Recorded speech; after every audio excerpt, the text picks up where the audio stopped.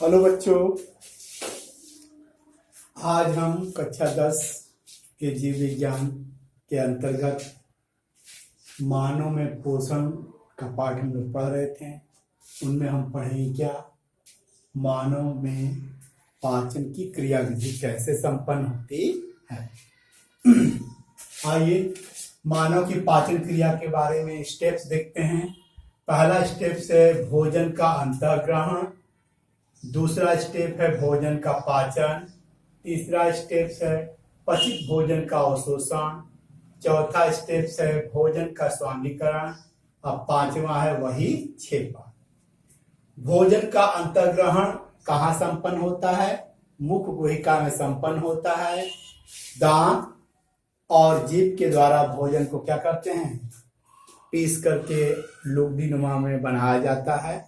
It means भोजन का मुख के द्वारा मुख गुहा में अंदर लेना ही क्या कहलाता है, भोजन का अंतःग्रहण कहलाता है। नंबर 2 है भोजन का पाचन। भोजन जो होते हैं कार्बनिक यौगिक पदार्थ होते हैं, उनको एंजाइम की मदद से सरल पदार्थों में तोड़ा जाता है जो आसानी से क्या हो, अवशोषण योग्य है। यह क्रिया एंजाइम के उपस्थिति में संपन्न होती है। भोजन का जो पाचन होता है कहाँ संपन्न होता है? मुख गुहिका में होता है, आमाशय में होता है और छोटी आंत में। 3 जगह मानव के शरीर में भोजन का पाचन होता है। आइए स्टेप बाय स्टेप पढ़ते हैं। मुख में भोजन का पाचन, हम जानते हैं कि मुख में लार ग्रंथि पाई जाती है। उस लार में कार्बोहाइड्रेट पाचक एंजाइम टाइलिन पाया जाता है। वह भोजन में उपस्थित मंड को माल्टोज में बदल देता है। लगभग 3 से 5% कार्बोहाइड्रेट का जो पाचन होता है मुख में होता है कार्बोहाइड्रेट, केवल 3 से 5%, बाकी का पीछे होगा। कार्बोहाइड्रेट के पाचन के अलावा मुख में न तो प्रोटीन का पाचन होता है न तो वसा का पाचन होता है, क्योंकि लार में वसा पाचक एंजाइम प्रोटीन पाचक एंजाइम नहीं होते हैं।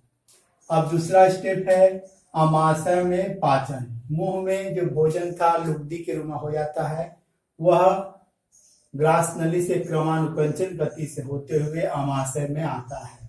आमाशय में आने के बाद वह जठर ग्रंथि से के निकले हुए रस से मिलता है। उसमें प्रोटीन पाचक एंजाइम पेप्सिन होता है जो भोजन में उपस्थित प्रोटीन को तोड़ देता है प्रोटियोजेज में और पेप्टोज में। और वसा पाचक एंजाइम जो लाइपेज होता है वो वसा को वसी अम्ल एवं ग्लिसरॉल में तोड़ देते हैं। आमाशय में कार्बोहाइड्रेट का पाचन नहीं होता है। नंबर 3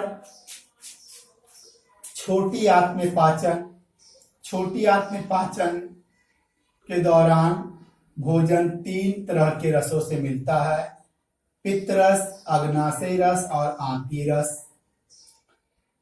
पित्त रस यकृत से निकलता है, यकृत की कोशिकाएं उसको बनाती हैं, वो पित्ताशय में जमा रहता है।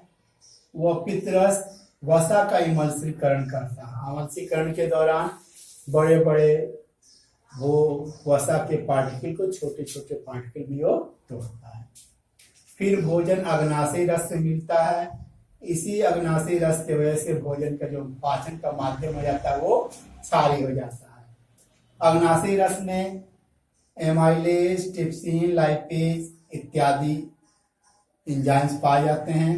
मंड जो होता है वो एमाइलेज नामक एंजाइम के वजह से माल्टोज में बदल जाता है, जबकि प्रोटीन ट्रिप्सिन की उपस्थिति पेप्टोन्स और पॉलीपेप्टाइड में बदल जाता है।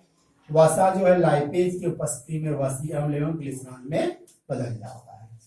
अब भोजन फाइनली किससे मिलता है? आंतीय रस से। यही फाइनल एंजाइम है जो भोजन को कंप्लीटली उनके इकाइयों में तोड़ देगा। पॉलीपेप्टाइड जो है बचा हुआ इरेक्सिन नामक प्रोटीन पाचक एंजाइम की मदद से अमीनो अम्ल में टूट जाता है। वसा जो है लाइपेज की उपस्थिति वसी अम्ल एवं ग्लिसरॉल में टूट जाता है। माल्टोज है माल्टेज नामक एंजाइम की उपस्थिति में 2 मोल ग्लूकोज में बदलता है।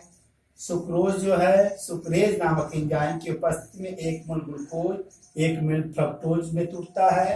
लैक्टोज को लैक्टेज नामक एंजाइम 1 मोल ग्लूकोज और 1 मोल गैलेक्टोज में तोड़ देता है।